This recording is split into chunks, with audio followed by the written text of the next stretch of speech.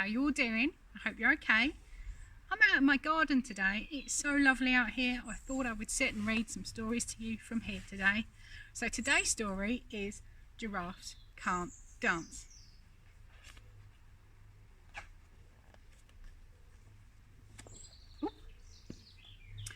Gerald was a tall giraffe whose neck was long and slim, but his knees were awfully bandy and his legs were rather thin. He was very good at standing still and munching shoots off trees, but when he tried to run around, he buckled at the knees.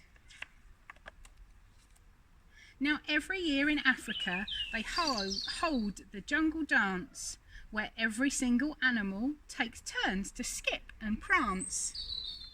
And now this year, when the day arrived, poor Gerald felt so sad, because when it came to dancing, he was really very bad. The warthogs started waltzing, and the rhinos rock and rolled. The lions danced a tango, which was elegant and bold.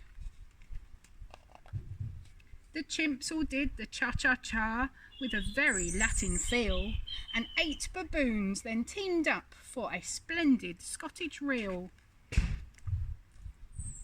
So Gerald swallowed bravely as he walked towards the floor, but the lions saw him coming and they soon began to roar. "Hey, look at clumsy Gerald!" the animals all laughed. "Giraffes can't dance, you silly fool. Oh, Gerald, don't be daft." Gerald simply froze up. He was rooted to the spot. "They're right," he thought. "I'm useless. Oh, I feel such a clot." So he crept off the dance floor and he started walking home. He'd never felt so sad before, so sad and so alone. And then he found a clearing and he looked up at the sky. "The moon can be so beautiful," he whispered with a sigh. Excuse me," coughed a cricket who'd seen Gerald earlier on, "but sometimes when you're different, you just need a different song. Listen to the swaying grass and listen to the trees. To me, the sweetest music is those branches in the breeze. So imagine that the lovely moon is playing just for you. Everything makes music if you really want it to." And with that, the cricket smiled and picked up his violin. Then Gerald felt his body do the most amazing thing. His hooves had started shuffling, making circles on the ground. His neck was gently swaying and his tail was swishing round.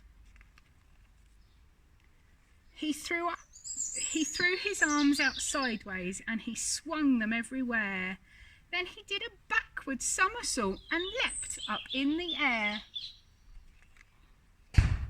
Gerald felt so wonderful. His mouth was open wide. "I'm dancing! Yes, I'm dancing! I'm dancing!" Gerald cried.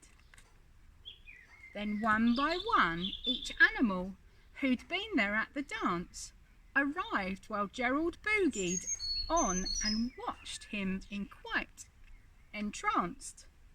They shouted, "It's a miracle! We must be in a dream. Gerald's the best dancer that we've ever seen. How is it that you can dance like that? Please, Gerald, tell us how." But Gerald simply twizzled round and finished with a bow. And then he raised his head and looked up at the moon and the stars above. "We can all dance," he said, "when we find music that we love." There we go. I like that book. We're all different and we can all do different things in our own different way. Can you hear the birds singing today as well? I hope you enjoyed that story. I'll see you again soon. Bye.